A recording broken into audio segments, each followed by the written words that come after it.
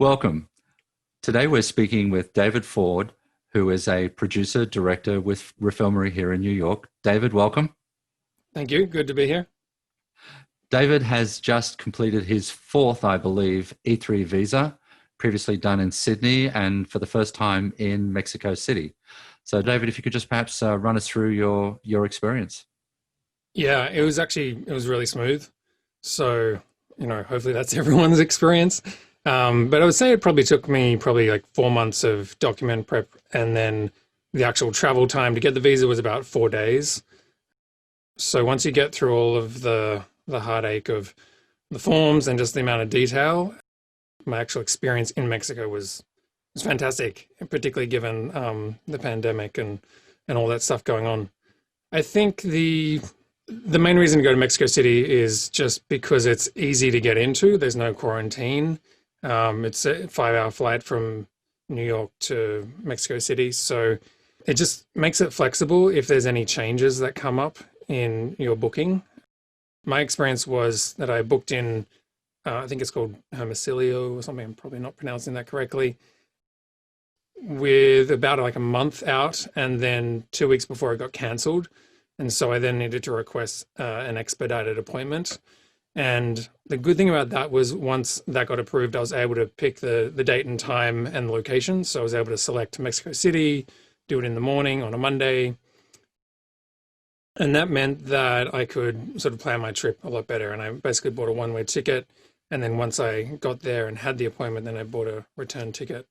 All up, I had about a week in Mexico, but most of that was sort of trying to run the balance of having a relaxing time and maybe like a little bit of sightseeing, but also not trying to avoid people and just sort of being generally COVID safe. David, you mentioned that there was a lot of prep work that you had to do with preparing the paperwork, etc., prior to flying to Mexico.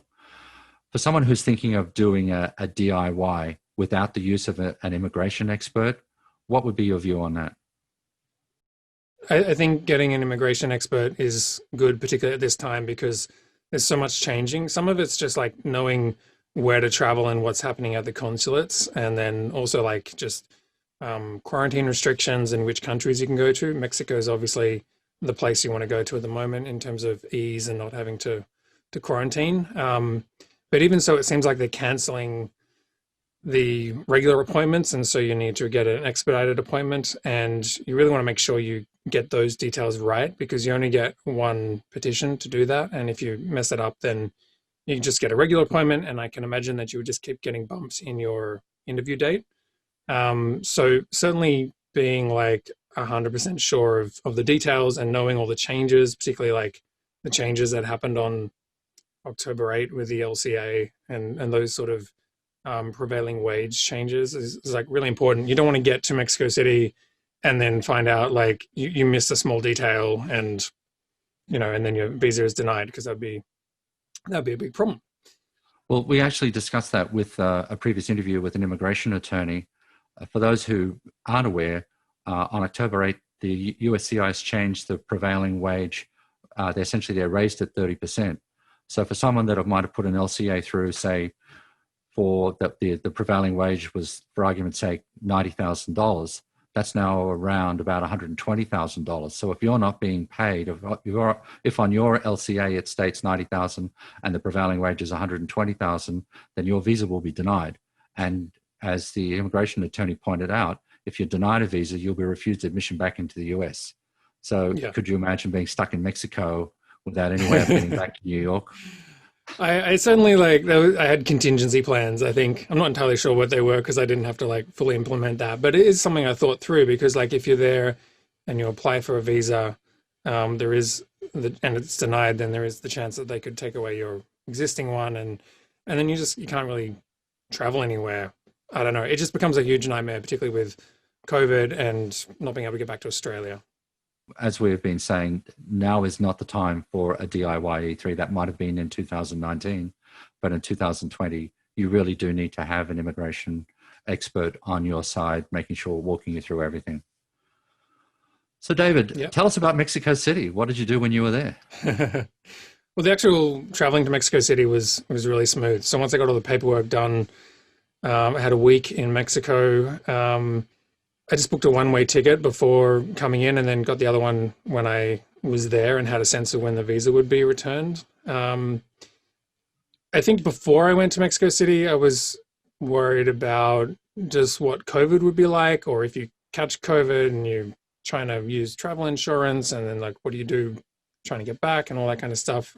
So I was just precautious and wearing masks and that kind of stuff. Most of the airlines are separating the middle seat, and I did find like once I got to the Mexico City International Airport, it didn't seem that much different other than people wearing masks. It seemed very quick to get through. You can call an Uber, get downtown for 10 to 15 bucks.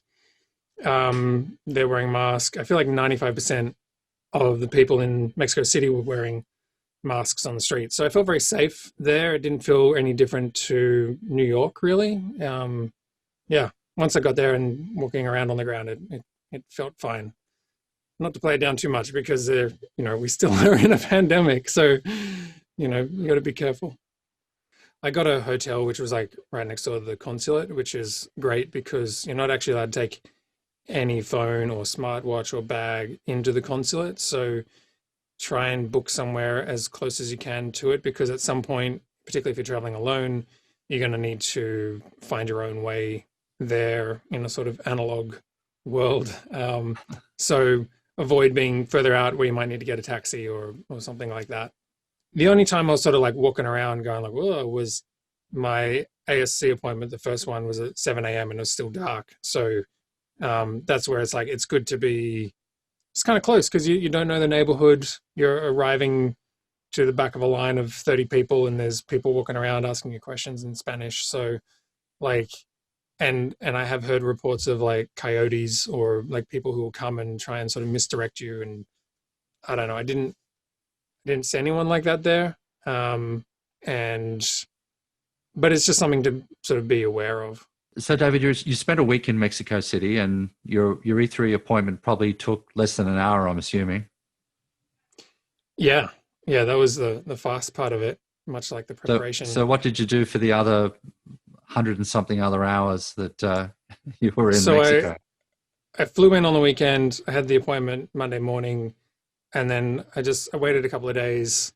I actually rented a car and went to a place outside of the city near a lake, and so it was just sort of more outdoors and could just go sort of hiking and go see a waterfall and that kind of stuff. So I had a bit of downtime outside of all of the concrete sprawl of Mexico City.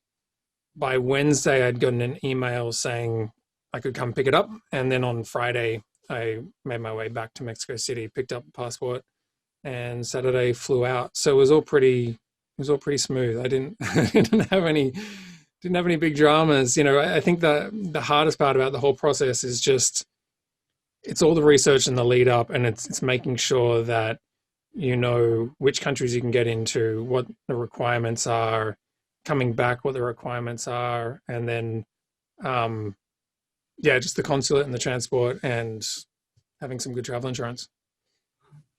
And drink the bottled water. Yeah, I would say. Well, great, David. Look, I know you're busy. Thank you so much for your time today and for sharing your E3 excursion to Mexico. You're welcome.